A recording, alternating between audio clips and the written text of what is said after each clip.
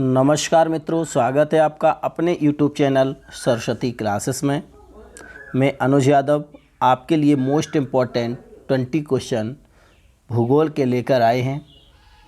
और मित्रों, ये वही प्रश्न हैं जो अब तक परीक्षाओं में पूछे गए हैं और इससे पहले आप लोग हमारे 10 सीरीज मोस्ट इम्पॉर्टेंट 20 क्वेश्चन की सॉल्व कर चुके हैं। अपेक्षा करते हैं कि आप लोग हमारी पुरानी सीरीज़ों को पढ़ रहे होंगे। और मित्रों, आप लोगों ने अगर हमारी पुरानी सीरीज़ नहीं पढ़ी है तो आप हमारे चैनल पर जाकर आप सरस्वती क्लासेस उसराहार को सर्च करेंगे और उस पर आपको हमारे सारे वीडियोस मिलेंगे जिनसे कि आप अपनी बेहतर तैयारी कर सकते हैं। लॉकडाउन में होते हुए भी आप इतना सहयोग कर रहे हैं और लगातार पढ़ रहे हैं, ये बहुत ही सराहनीय है और आप लोग ऐसे ही पढ़ते रहें। अपेक्षा करते हैं कि आप लोग जल्दी से ही अपनी मंजिल को ज़रूर पाएंगे। भगवान करें, ईश्वर करे कि आप जिस के लिए ये मेहनत कर रहे हैं वो आपकी मेहनत सफल हो और आप अपनी मंजिल तक ज़रूर पहुँचें, ऐसी हम कामना करते हैं। मित्रों, आज हम लोगों का मोस्ट इम्पॉर्टेंट 20 क्वेश्चन का पेपर शुरू होता है और इस पेपर का पहला प्रश्न है, विश्व में सबसे बड़ा विशाल डेल्टा है। वेरी मोस्ट इम्पॉर्टेंट प्रश्न है और ये प्रश्न परियर एग्ज़ाम में पूछा जाता है और ऐसा प्रश्न है ये आपको उत्तर प्रदेश पुलिस परीक्षा 2013 में, दिल्ली पुलिस एसआई 2008 में कई बार ये प्रश्न आपसे पूछा गया। तो इसका सही जवाब क्या होगा? विश्व में सबसे बड़ा विशाल डेल्टा जो है मित्रों वो आपका है Ganga Brahmaputra delta. Option A सही था। चलते हैं अपने अगले प्रश्न की ओर और अगला प्रश्न है, भारत में ग्रीष्मकालीन मानसून से निम्नलिखित में से कहाँ वर्षा होती है? दक्षिण पूर्वी छोर टिप पर, पश्चिमी तट पर, उत्तर पश्चिमी भारत में, पूर्वी तट पर। इसका सही जवाब होगा ऑप्शन बी, पश्चिमी तट पर। अब चलते हैं अपने अगले प्रश्न की ओर और अगला प्रश्न है, शीत ऋतु के दौरान पंजाब में रबी की फसल के लिए निम्नलिखित में से कौन सी बौछार अनुकूल होती है? यूपीएससी प्रारंभिक परीक्षा 2008 में पूछा गया। इसका सही जवाब क्या होगा? इसका सही जवाब जेठ प्रवाह द्वारा उत्पन्न बौछार, आम बौछार, पश्चिम विक्षोभों द्वारा उत्पन्न बौछार और आखिरी आपका ऑप्शन है काल बैसाखी। बताना चाहूँगा मित्रों, इसका सही जवाब है पश्चिम विक्षोभों द्वारा उत्पन्न बौछार, ऑप्शन सी। नेक्स्ट प्रश्न है, प्राकृतिक मार्ग उपलब्ध कराने वाले पर्वत के किसी अंतराल को निम्नलिखित में से क्या कहते हैं? Very most important. आपको ये पता चल पाएगा कि प्राकृतिक मार्ग जो अपने आप जो मार्ग बदल जाते हैं, उपलब्ध कराते हैं ऐसे पर्वतों में जो बीच में गैप हो जाता है उसको क्या कहते हैं? रेलवे भर्ती बोर्ड में ये प्रश्न पूछा गया। उसे घाटी कहते हैं, राजमार्ग कहते हैं, दर्रा कहते हैं या पर्वतीय भूभाग। तो इसका सही जवाब होगा ऑप्शन सी, दर्रा। अगला प्रश्न है, निम्नलिखित राज्यों के महत्वपूर्ण शहरों को जोड़ने वाली सड़कों को निम्नलिखित में से क्या कहा जाता है? विभिन्न राज्यों के महत्वपूर्ण शहरों को जोड़ने वाली सड़कों को निम्नलिखित में से क्या कहा जाता है? बहुत अच्छा प्रश्न है। इसको सड़क मार्ग, राष्ट्रीय राजमार्ग, राज्य के राजमार्ग, सुपरब्रिज। इसका सही जवाब है राष्ट्रीय राजमार्ग, ऑप्शन बी। क्या है इसका सही जवाब? ऑप्शन बी, राष्ट्रीय राजमार्ग। अगला प्रश्न है, ब्रह्मपुत्र नदी उद्गम से लेकर डेल्टा तक निम्नलिखित में से किन किन देशों को पार करती है? बताइए।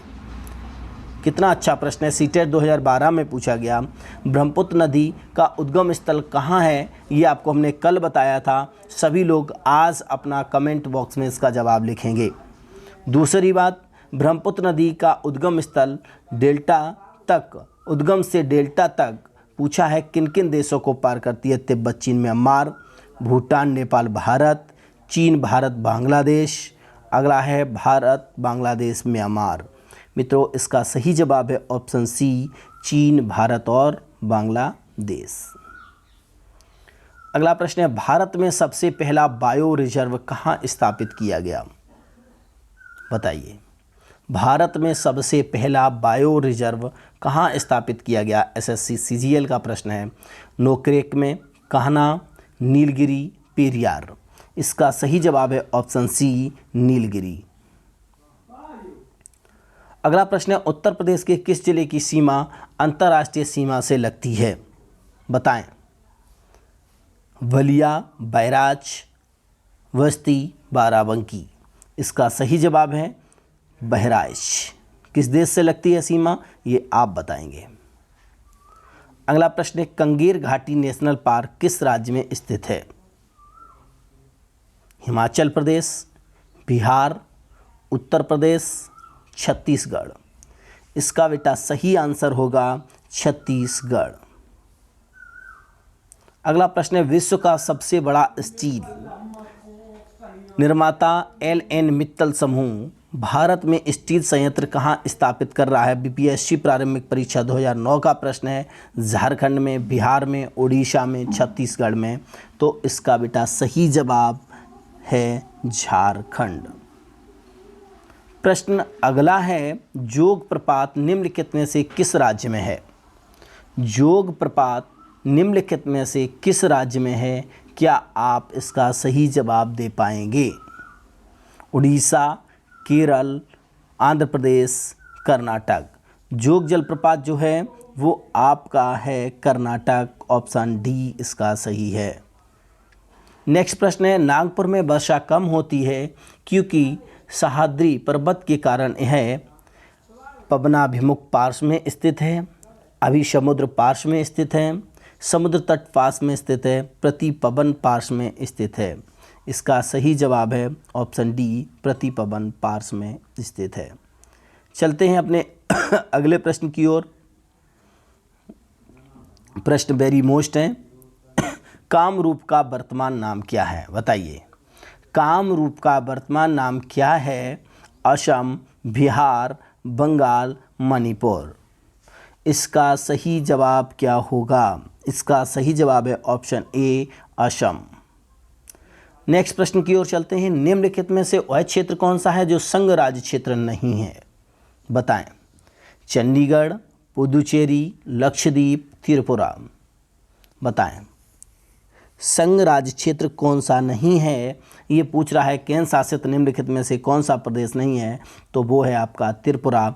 और मित्रों आपसे प्रश्न पूछना चाह रहा हूँ, वर्तमान में त्रिपुरा के मुख्यमंत्री कौन हैं? वर्तमान में त्रिपुरा के मुख्यमंत्री कौन हैं? आप लोग इसका जवाब कमेंट बॉक्स में ज़रूर देंगे। चलते हैं अपने अगले प्रश्न की ओर। और प्रश्न है, भारत में कपास की काली मिट्टी निम्नलिखित में से किस मृदा वर्ग से संबंधित है? लेटेराइट, पोर्टजोल, चरनोजेम, जलोढ़। इसका सही जवाब जो है वो है ऑप्शन सी, चरनोजेम।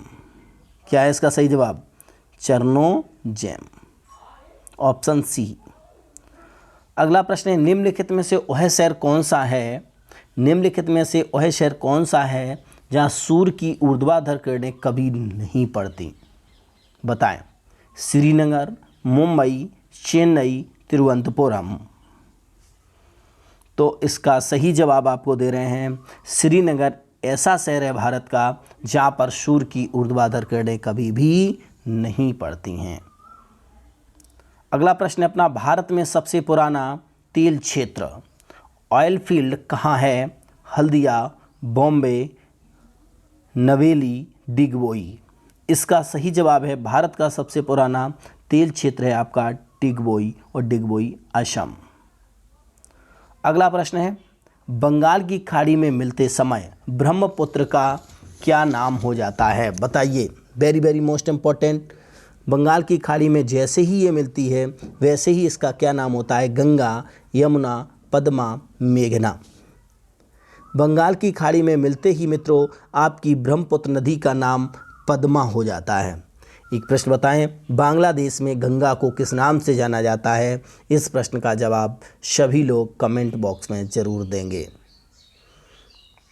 अगला प्रश्न है,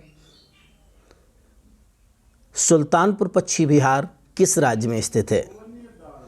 उड़ीसा, हरियाणा, उत्तर प्रदेश, राजस्थान।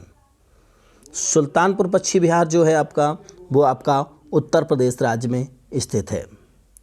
कहाँ पर है मित्रों? उत्तर प्रदेश राज्य में स्थित है।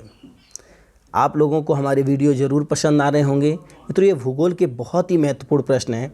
आप लोग खुद ही देख रहे हैं कि हर परीक्षा में जो प्रश्न पूछा गया है उस परीक्षा का नाम प्रश्न के सामने पड़ा है, आपके सामने दिख रहा है। आप लोग बेहतर बिल्कुल अच्छा कर रहे हैं और अपेक्षा करते हैं कि आप मेरे साथ साथ इनको ज़रूर पढ़ रहे होंगे।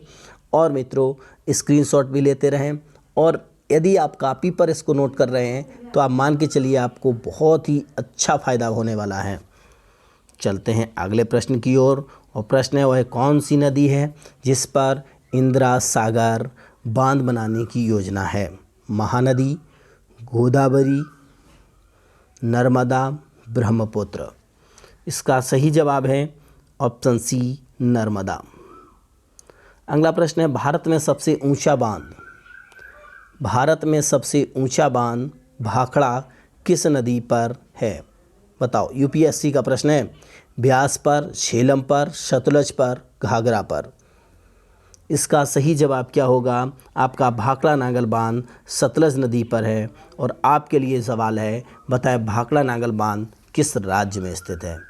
भाखड़ा नागल बांध किस राज्य में स्थित है? इसका जवाब सभी लोग कमेंट बॉक्स में देंगे, इसका इंतज़ार किया जाएगा। अगला सवाल है, भारत में गेहूं का सबसे अधिक उत्पादन करने वाला राज्य कौन सा है? इसका जवाब आप लोग देंगे। 5 सेकंड का समय दिया जा रहा है। पंजाब, उत्तर प्रदेश, मध्य प्रदेश, हरियाणा। इसका सही जवाब है उत्तर प्रदेश। मित्रों, इस तरीके से आज के मोस्ट इम्पॉर्टेंट 20 क्वेश्चन का पेपर कंप्लीट होता है। आप लोगों को हमारा पेपर कैसा लगा? क्योंकि ये पेपर आपके लिए बनाया जा रहा है, आपकी मेहनत के लिए बनाया जा रहा है, जिससे कि आप लॉकडाउन रहते हुए भी घरों में रहते हुए बेहतर कर सकें। और सब्जेक्ट वाइज इसके पहले संविधान के आपको पेपर कराए, अब आपका भूगोल चल रहा है, आगे के क्रम में आपको हिंदी कराने वाले हैं। यदि आपको हमारे वीडियो पसंद आ रहे हैं तो लाइक ज़रूर करें, शेयर भी करें। यदि आप नए हैं तो चैनल को सब्सक्राइब भी करें। अब मिलते हैं आपको कल नए पेपर के साथ। तब तक के लिए सभी से बाय बाय, जय हिंद, नमस्कार दोस्तों।